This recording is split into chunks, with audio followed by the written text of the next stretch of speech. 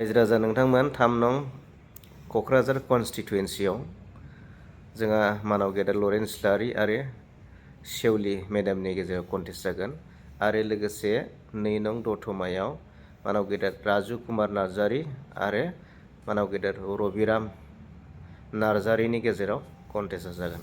थ' बेयाव जों बेयाव बिजिरनोसै जों माखासे बेखौ डेसक्राइब खालामनोसै आरोना बिजिरनोसै रायजो राजा नोंथांमोन। दा नोंथांमोना नुनो मोनगासिनो दं रायजो राजानिसिम आङो नैबे मेसेजखौ लाना थांगोन।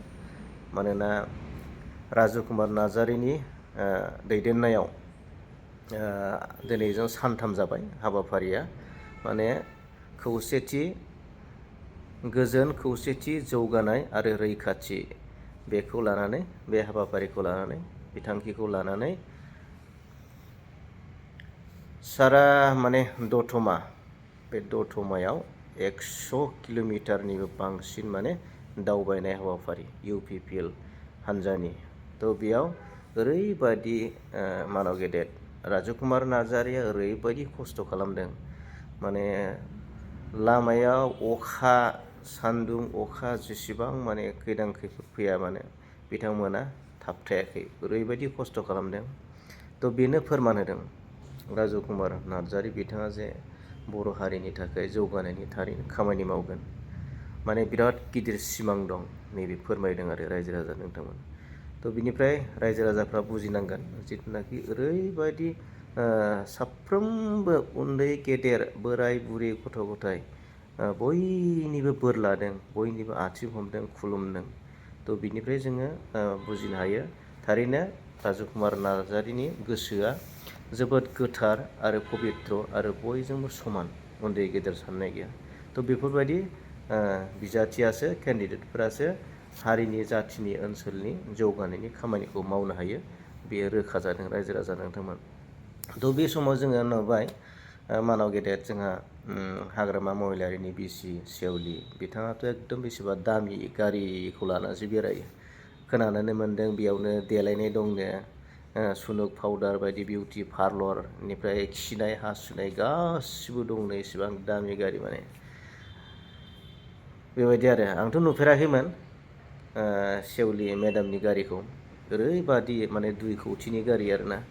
थ' बिसोरो जोङो बेफोरखौ नायोब्ला जों आरो बेफोरखौ गोथौयै बिजिरनो थाङोब्लाथ' माने बेफोर थाखाफ्रा गासिबो माने रायजो राजाफोरनि थाखायानो आरोना रायजो राजाफोरनि थाखाजोंनो बिसोरो बायनाय। दा दिनै रायजो राजाफोरनि बांसिन खामानि मावनांगौमोन नाथाय गावबा गावनि प्रपार्टि लाक्जारि दामि दामि कार बाहायनायाव जोङो बाहायनायाव नुदों। दा गोबां मानसिफ्रानो बुंदों बेबायदि केन्डिडेटफोरा बहा हारिनि खामानि मावनो हानो जाथिनि हारिनि जौगानाय खामानि मावनो हानो दा बेखौ माने सन्देह लादों आरो रायजो राजा नोंथांमोन।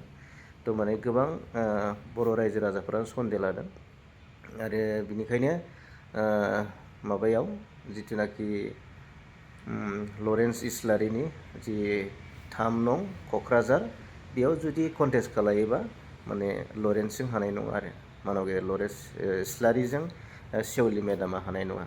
मानोना सेवलि मेडामनि फारसे दिनै माने नुबाय रायजो राजाफ्रा बुजिखाबाय माने बियो एसेबां लाक्जारि गारि सिङाव थाग्रा दामि दामि गारि सिङाव थाग्राया दिनै रायजोनि खामानि मावनो हानाय नङा बेखौ मोनसे सन्देह दं रायजो राजाफ्रा। आरो सेवलि मेडामनि खाथियाव रायजो राजाफ्राबो थांनानै बेबायदि आसनि बिहैनायनि बै समाव देरहाखांनायनि उनाव नोंथांमोना खाथियाव थांनो हानाय नङा आरोना। थ' बेखौ गोबां रायजो राजाफ्रानो फोरमायदों। थ' जोङो बेयाव नायबाय बेखौबो जों नोजोर होबाय। दा जोङो दतमायाव नायबाय रबिराम नार्जारि मानाव गेदेर रबिराम नार्जारि दा बेखौबो जोङो नोजोर होबाय।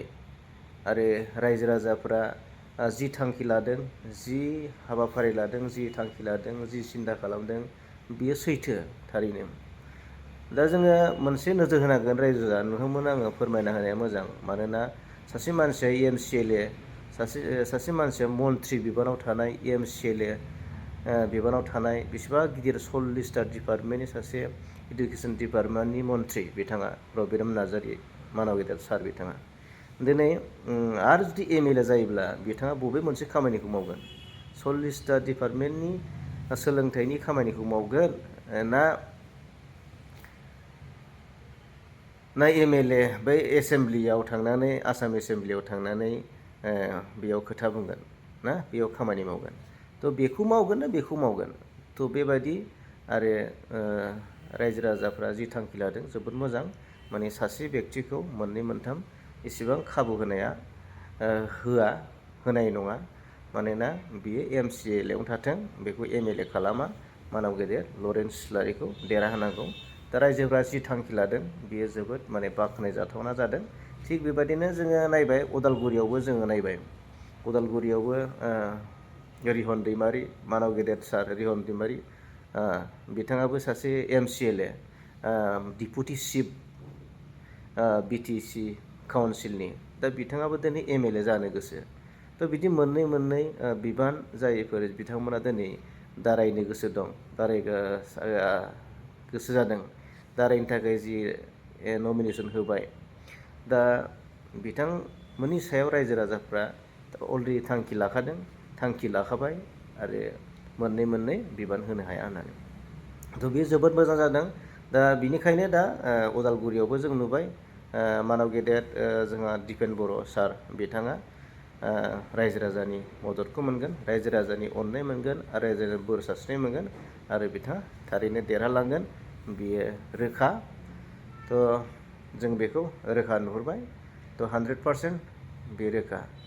दा UPPLआ एकदम गुबुनजों रावजोंबो एलायन्स गैयालासिनो हारसिङै चेलेन्ज खालामदों। 15टा BTCनि सिङाव 15टा आरो बाहेराव मोनब्रै, गासै 19टा सिटआव केन्डिडेट होगोन। बिनि गेजेराव 10-12टाया देरहागोन, बियो रोखा जादों। दा बेफोरखौ जोङो नायबिजिरबाय, एनालाइज खालामबाय, स्क्रुटिनाइज खालामबाय। दा जों नुनो मोनबाय।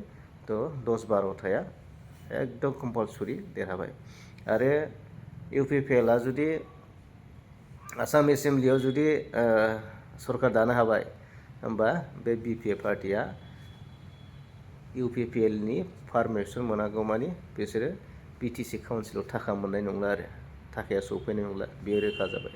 रायजो राजाफ्रा बेखायनो गोसो होदो, जेरैखिजाया गोसो हो UPPL दोलोखौ सरकाराव दानो हानाय बायदि जाहाथे नोंथांमोना खालामगोन, अब्ला नोंथांमोना गोबां खाबु आरो सुबिदाखौ मोननो हागोन। गोजोन्थों। Thank you. लाभ इउ अल।